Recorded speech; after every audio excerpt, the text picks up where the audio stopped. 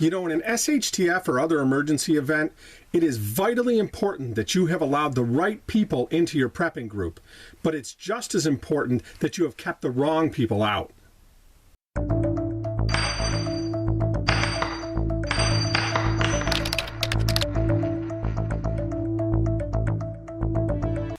Hi folks, Fan Prepper here, and as I said in the opening, keeping the wrong people out of your prepping group is just as important as getting the right people into your group.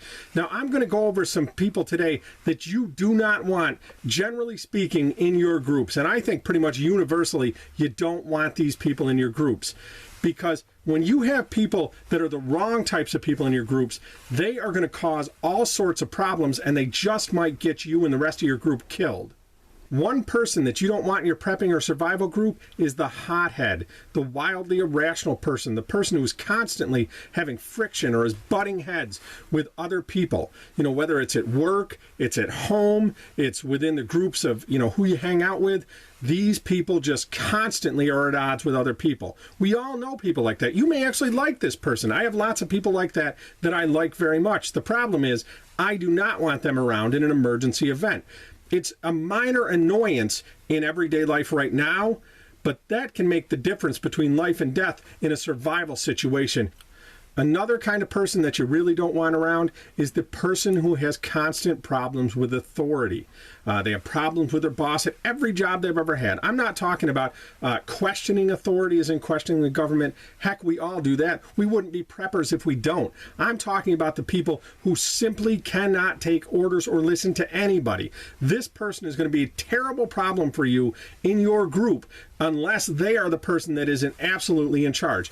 Within any survival group, it is going to break down to some sort of hierarchy, and somebody's going to have to be making the decisions for the group, or some group of people are going to make those decisions. And if this person who has the problem with authority is on the outside of that group or the outside of that hierarchy, they are going to do nothing but cause trouble. You can deal with those things like anything else in the normal life for today when everything runs smoothly, but in SHTF or any other emergency event, that's going to be something that's a bigger problem than you want to deal with or you need to deal with.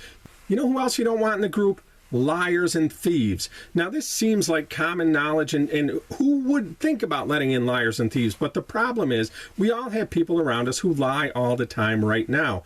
We tolerate them as with anything else because it doesn't really matter.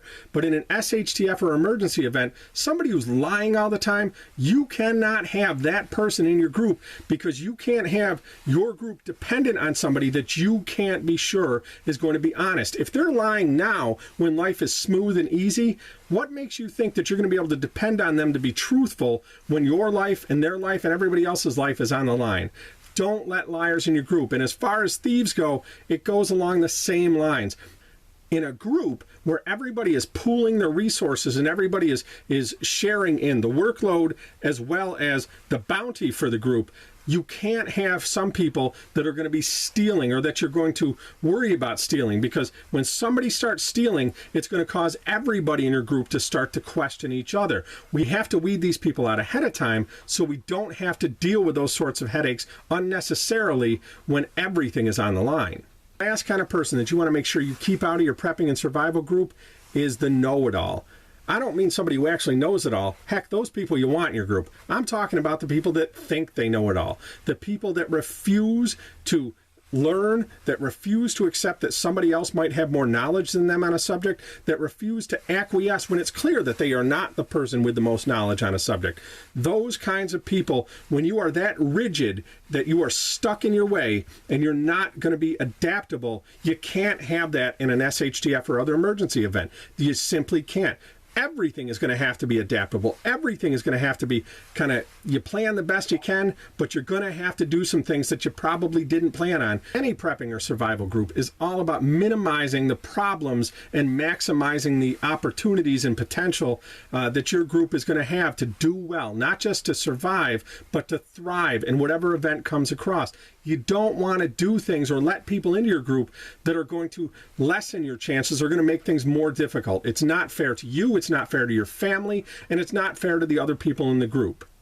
When it comes to my prepping and survival group, I look at one simple thing when making my determination of whether I want these people in my group or whether I don't.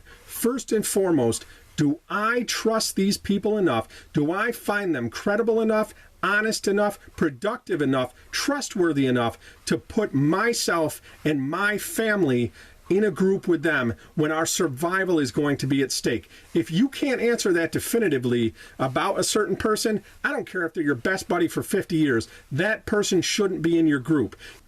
I'm Van Prepper. If you like this video, click that subscribe button up there. You can also find me on Facebook, Twitter, Pinterest, Instagram, Tumblr, and of course right here on YouTube if you want to check out my channel. Remember folks, in any survival situation, you don't just want to survive, you want to thrive. Happy shooting, everybody.